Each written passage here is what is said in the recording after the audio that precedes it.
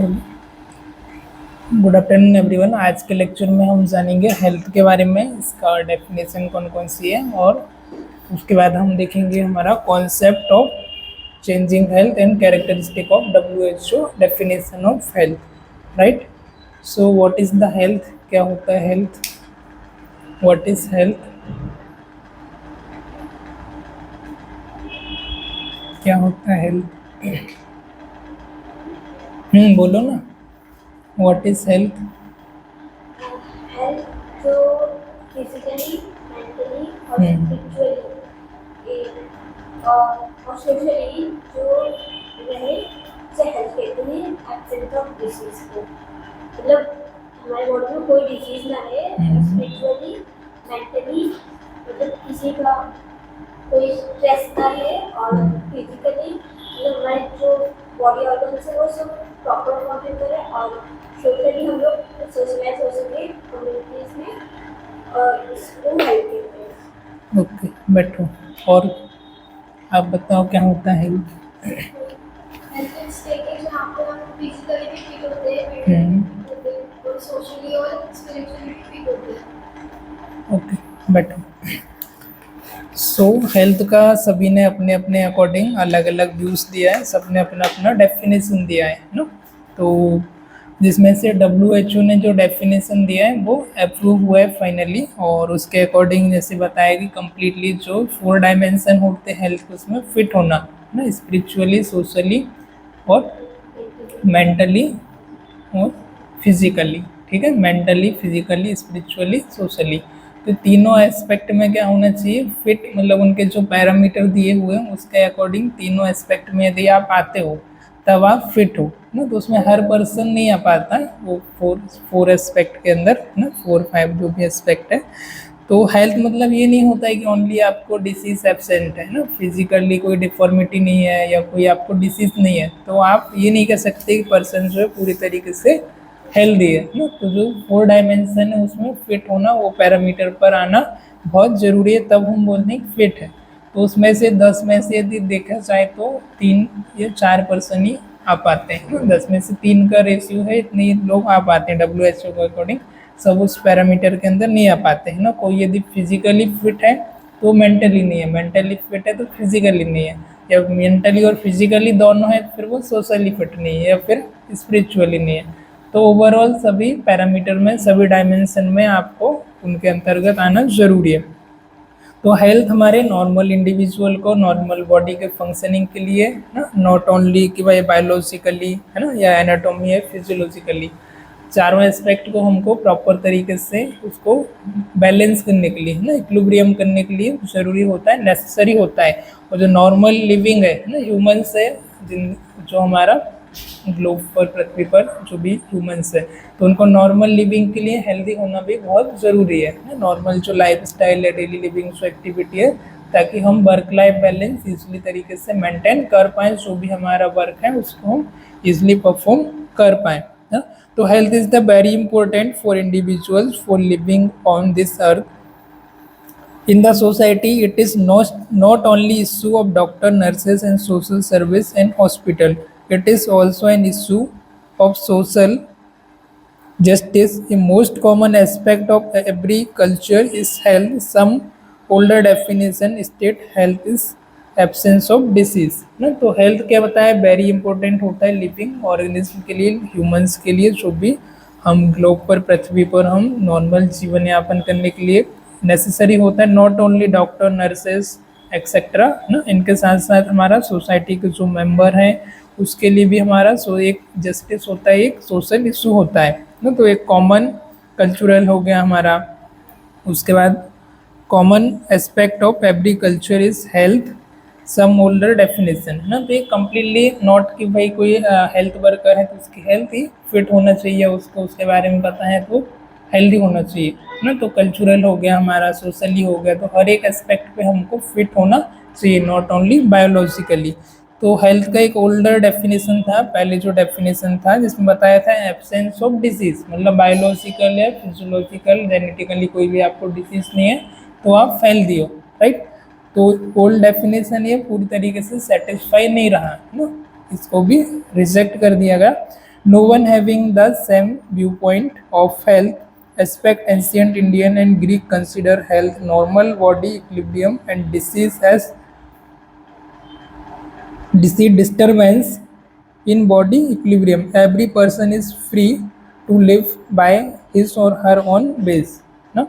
अब अलग अलग व्यू पॉइंट है हेल्थ का जो एस्पेक्ट है उसको जिन्होंने दिया है एंशियंट जो इंडियन ग्रीक थे उन्होंने कंसीडर किया है कि बॉडी का जो नॉर्मल इक्विलिब्रियम है वो होना चाहिए. इक्विलिब्रियम मतलब सामान्य जो हमारी बॉडी की फंक्शनिंग है वो बैलेंस होना चाहिए, नॉर्मल वे में वर्किंग करना चाहिए. हमारे जो भी ऑर्गन्स है ना, बॉडी के पार्ट्स हैं, वो सारी चीज़ें, इसको हम क्या बोलते हैं हेल्थ.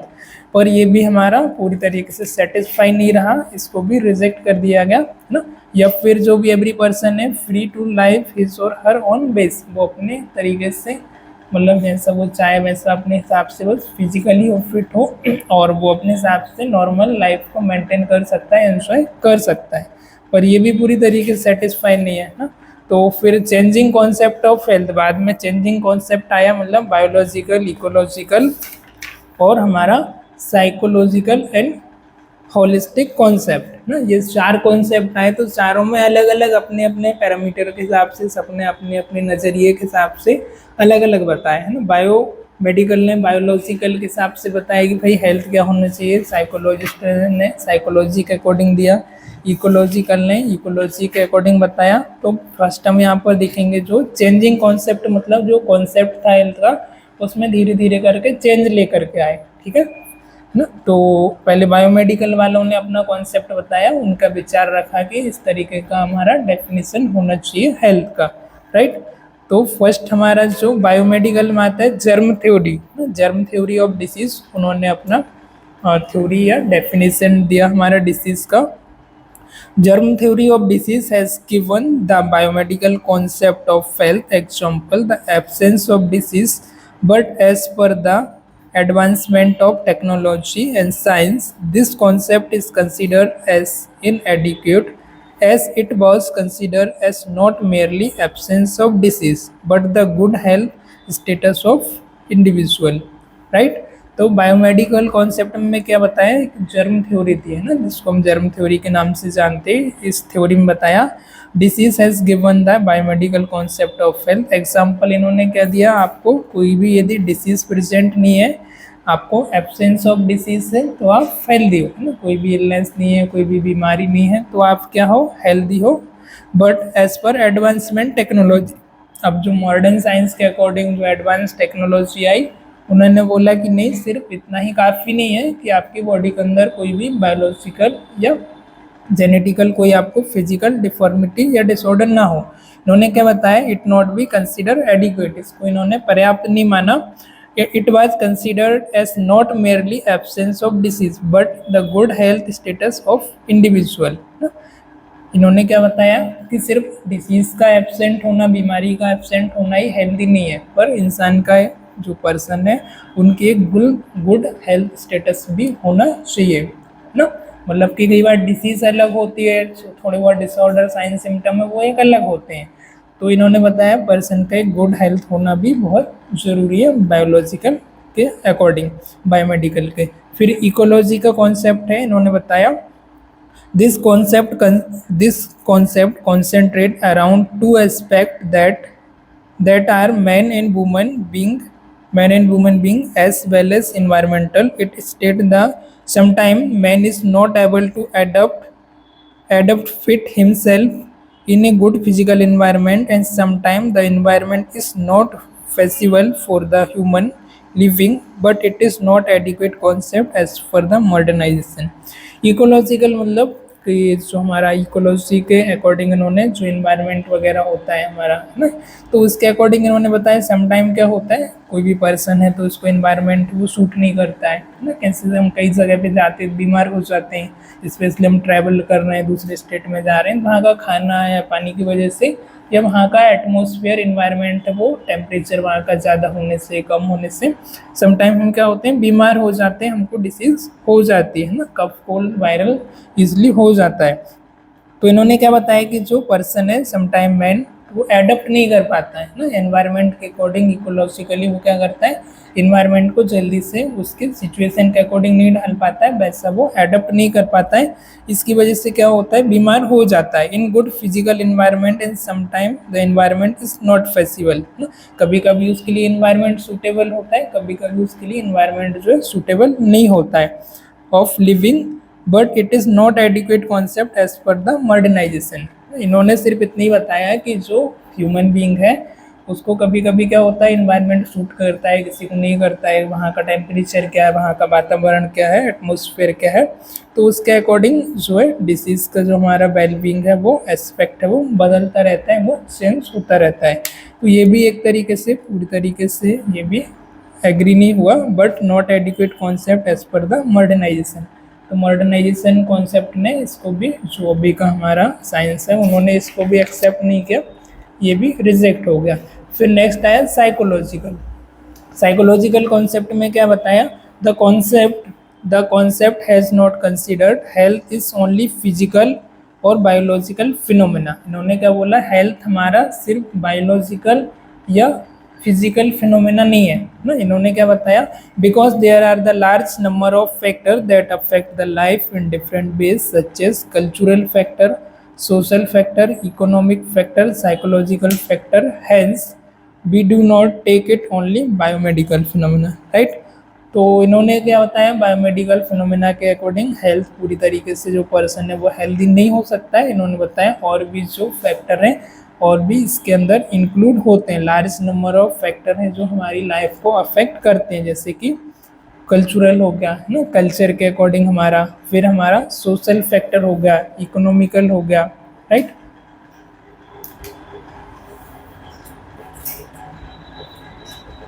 कल्चरल, सोशल, इकोनॉमिकल और क्या बताया इन्होंने, कल्चरल, सोशल, इकोनॉमिकल ना, ये डिफरेंट फैक्टर है। और साइकोलॉजिकल, तो ये जो फैक्टर है ये भी हमारे डिसीज को अफेक्ट कर सकते हैं, राइट। तो इन्होंने ये चार फैक्टर के ऊपर बात करी, psychological factor, hence we not take only the biomedical factor. तो इन्होंने भी कुछ हद तक सही बोला है ना कि हम बायोमेडिकल फैक्टर पर ही केवल हेल्थ को डिफाइन नहीं कर सकते, ये पैरामीटर में भी पर्सन का फिट होना जरूरी है। कल्चरल को वो कितना फॉलो कर रहा है, क्या कर रहा है, क्या नहीं, है ना। इकोनॉमिकल भी होना चाहिए, साइको भी होना चाहिए, है ना, साइकोलॉजिकल, और सोशल भी होना चाहिए, पर ये भी पूरी तरीके से फिट नहीं थी, ये डेफिनेशन भी पूरी तरीके से नहीं थी, तो ये भी एक्सेप्ट नहीं हुई। और सिर्फ इन्होंने ये बोला कि बायोमेडिकली नहीं होना चाहिए, इसके अकॉर्डिंग हमारा कल्चरल भी होना चाहिए, सोशल भी होना चाहिए, और इन्होंने इकोनॉमिक तक बोला कि इकोनॉमिक भी होना चाहिए, राइट। फिर होलिस्टिक कॉन्सेप्ट, अब इस सभी को मिला के क्या आया, एक होलिस्टिक कॉन्सेप्ट आया, जिन्होंने बताया this concept has given more weightage on the promotion of health, prevention of disease, alleviation of suffering, and consider all aspects of health as sound mind, body, sound family, as well as sound environmental. No? As all the factor like physical, social, economical, cultural, and included in the dimension of health that the region it considered as the holistic concept।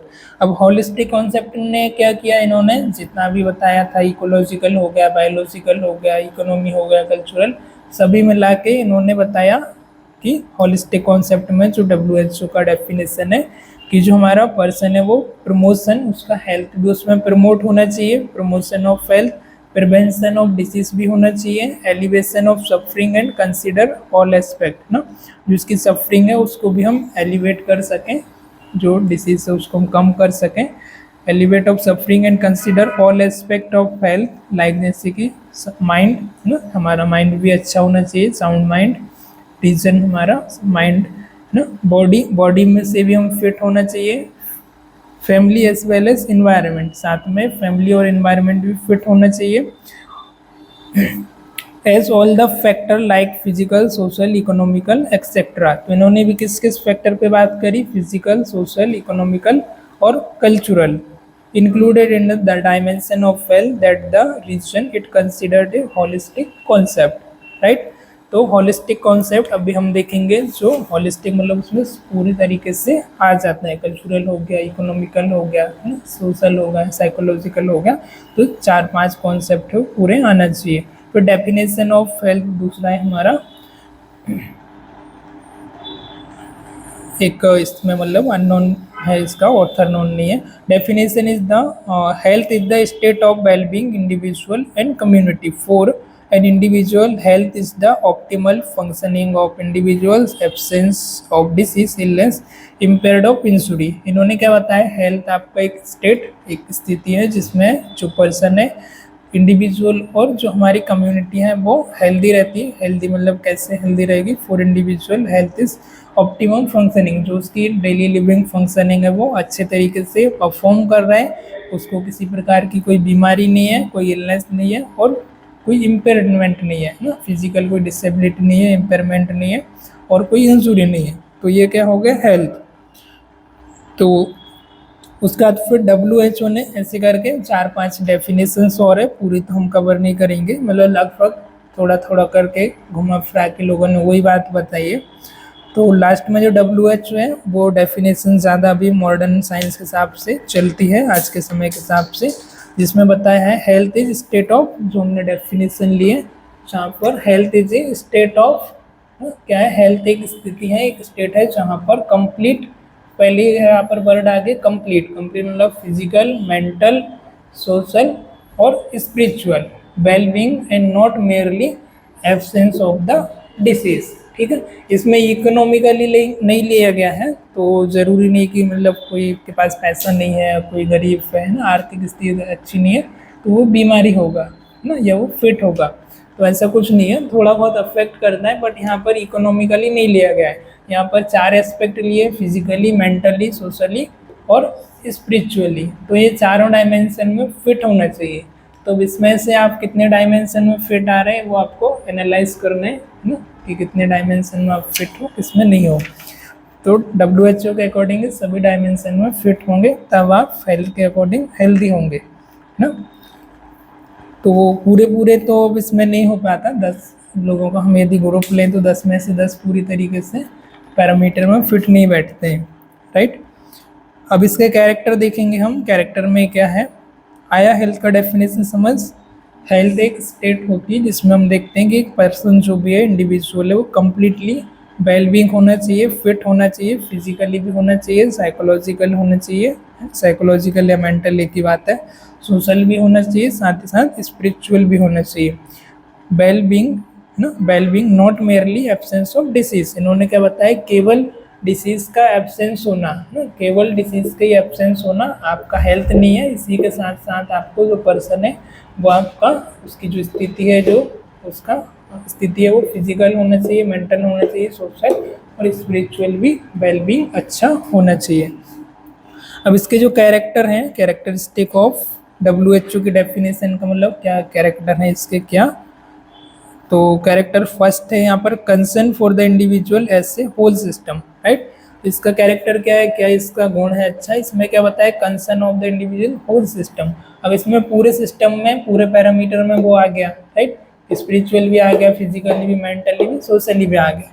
तो first इसका characteristic ये अच्छा है। Second क्या है, ये views of the health that identify internal and external environment. अब जो डेफिनेशन है इंटरनल पे भी सही बैठ रही है पैरामीटर में, इंटरनल मतलब हमारी बॉडी के कोई ऑर्गन्स ना, स्ट्रक्चरल या फंक्शनल कोई प्रॉब्लम तो नहीं हो रही। एक्सटर्नल इन्वायरमेंट में भी कैसा आप सोसाइटी के साथ मिल रहे हो, आपका साइकोलॉजिकल क्या है ना, तो सोशली भी है पूरी तरीके से आ रही। इंटरनल में नॉट ओनली कि आपका मतलब फिजिकली आएगा, बायोलॉजिकल, उसमें मेंटली भी आ जाएगा ना, फिजिकली भी आ जाएगा, स्पिरिचुअली भी आ जाएगा। एक्सटर्नल में आप सोसाइटी के लोगों से कैसे मिल रहे हैं, तो आपका इन्वायरमेंट में एक्सटर्नल और इंटरनल दोनों आ जाएगा। या फिर हम कहीं किसी जगह पे जा रहे हैं तो वो इन्वायरमेंट हमें सूट कर रहा है, नहीं कर रहा है, तो वो भी इसमें इंक्लूड हो गया। फिर थर्ड क्या है, an acknowledgement of importance of the individuals roles in life. अब ये क्या कर रही है, हर एक पैरामीटर में, हर इस हर एक एस्पेक्ट में हमारी जो लाइफ के अलग अलग काम वर्क होते हैं हमारा, तो वो सभी के लिए इम्पोर्टेंट है ना। जैसे कोई वर्किंग लाइफ में है तो वो सोशली भी अच्छा होना चाहिए ना, या फिर कल्चरली देखा जाए तो स्पिरिचुअली भी होना चाहिए ना। फिजिकली तो पहले फिट होना ही चाहिए, फिजिकल होगा तभी वो दूसरे पैरामीटर पर आएगा। और मेंटली भी होना चाहिए ना, तो वो उसका मेंटली स्ट्रांग है, मेंटली वीक है, स्ट्रेस, एंजाइटी, डिप्रेशन एक्सेट्रा, ये सारी चीज़ों से फ्री फ्रॉम होना चाहिए। तो ये सभी पैरामीटर को कवर कर रही है ना। फर्स्ट हमने देखा होल सिस्टम पे कवर कर रही है, इंटरनल और एक्सटर्नल एनवायरनमेंट पे भी कवर कर रही है, और इम्पोर्टेंस ऑफ इंडिविजुअल्स का जो रोल है लाइफ को लेकर, जो भी वो डेली वर्क लाइफ करता है, टास्क करता है, उसमें भी ये कैरेक्टरिस्टिक है तीनों, मतलब पूरी तरीके से इसके अंदर आ जा रहे हैं। इसके लिए क्या किया हमने, इसको अप्रूव किया साइंस ने, और ये डेफिनेशन ज़्यादा अभी के हिसाब से चलती है। अब इसका नेगेटिव एस्पेक्ट क्या है, अब जैसे कोई भी डेफिनेशन हो या कोई भी चीज़ हो तो उसके दो यूज़ होते हैं ना, उसका मेरिट्स और डीमेरिट्स। मेरिट्स मतलब उसकी क्या अच्छाई है, डीमेरिट उसमें क्या बुराई है, एडवांटेजेस या डिसएडवांटेजेस। तो इसका नेगेटिव और पॉजिटिव एस्पेक्ट, तो इसका नेगेटिव एस्पेक्ट क्या है, complete wellbeing for all is unattainable goal, है ना। अब जो कंप्लीट वेलबींग होना है सबके लिए एक अटेनेबल, मतलब उसको अटेन करना पॉसिबल नहीं है सभी के लिए ना, कुछ लोगों के लिए है पर सबके लिए नहीं है ना। सभी व्यक्ति ये चारों एस्पेक्ट पर नहीं हो सकता है ना, या तो फिर वो फिजिकल है हो सकता है, या मेंटली हो सकता है। फिर कोई लोग स्पिरिचुअल नहीं रहते, या फिर स्पिरिचुअल है तो वो सोशली नहीं रहेंगे, या सोशली है तो फिर वो मेंटली नहीं रहेगा, तो पूरे एस्पेक्ट पर फिट नहीं होते हैं, राइट। तो इसके अकॉर्डिंग काम करता है।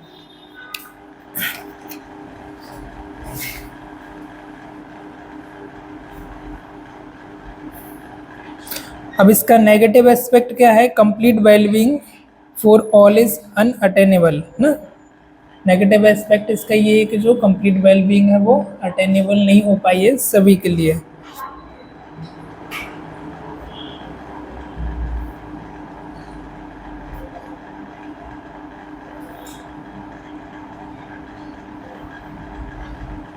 क्योंकि कुछ जो पर्सन्स होते हैं या कोई व्यक्ति है, तो वो कभी कभी क्या होता है, सीवियर मतलब फिजिकल डिफॉर्मिटी बाय बर्थ से ही उसको मिलती है, बर्थ से ही उसको मिल जाता है, या मेंटल लिमिटेशन भी बाय बर्थ से डिसाइड हो जाती है। समटाइम जो हमारा आईक्यू है ना, या फिर मेंटल कोई डिस्टर्बेंस है ना, या फिजिकल डिस्टर्बेंस है, तो वो बाय बर्थ से ही हमको मिलती है। तो पूरी तरीके से हम उसमें अटेनेबल नहीं है। जैसे मैंने बताया 10 इंडिविजुअल है, तो 10 में से 10 हमारा चारों एस्पेक्ट पर फिट नहीं हो सकते, ठीक है। फिर इसका definition by planning commission of India, एक दूसरा डेफिनेशन है जो प्लानिंग कमीशन ऑफ इंडिया ने प्रोवाइड किया। इन्होंने बताया health is the fundamental to the nations progress in any spare resource of the country, major the energy, the capacity of the potential and hours to productive work in the relation to total number of person।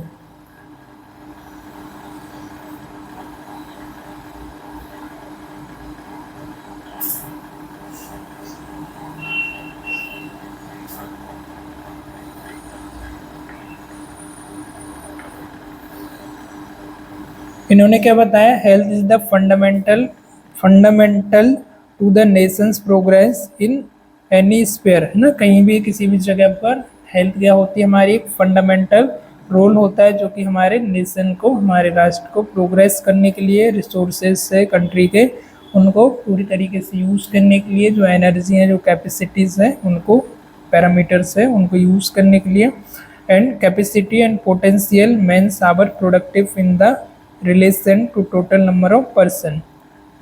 और जो work हम भी जो भी चीज़ें कर रहे हैं उसका हम पोटेंशियली और कैपेसिटी, उसको जो प्रोडक्टिव आवर्स है हमारे वर्क लाइफ, उनको हम किस तरीके से टोटल नंबर ऑफ पर्सन है वो किस तरीके से मेंटेन कर रहे हैं, किस तरीके से वर्क को कर रहे हैं, उन्होंने ये पैरामीटर बताया। दूसरा इन्होंने बताया health is the positive state of wellbeing in which harmonious development of mental physical capacities of individuals lead to enjoyment of a rich and full life, that is the adjustment to total environment physical and social। इन्होंने बताया health is state of well being in which harmonious development of mental and physical capacity. तो health इन्होंने बताया एक अलग अलग type का हमारा हार्मोनियस डेवलपमेंट होता है, जिसके अंदर हमारा मेंटल हो गया, फिजिकल हो गया, कैपेसिटीज़ जो होती है जिसमें हम इंडिविजुअल्स को लीड करते हैं हमारी लाइफ को एन्जॉयमेंट के साथ, और फुल ऑफ टाइम हम उसको यूज़ करते हैं हमारी जो लाइफ में। And that is the adjustment to total environment physical and social. इन्होंने भी बताया कि सोशली और फिजिकली हम किस तरीके से इन्वायरमेंट के साथ एडजस्ट करते हैं। यदि आप एडजस्ट कर पा रहे हो, आप सोशली एंजॉय कर पा रहे हो और अपनी कैपेसिटीज़ का फुल यूज़ कर पा रहे हो फिजिकली एंड मेंटली, और रिचनेस और जो हमारी enjoyment of rich in life ना, एन्जॉयमेंट अच्छी तरीके से एन्जॉयमेंट कर पा रहे हो और एडजस्टमेंट के साथ इन्वायरमेंट के साथ एडजस्ट कर पा रहे हो सोशली एंड फिजिकली, तो आप हेल्दी हो। ठीक है।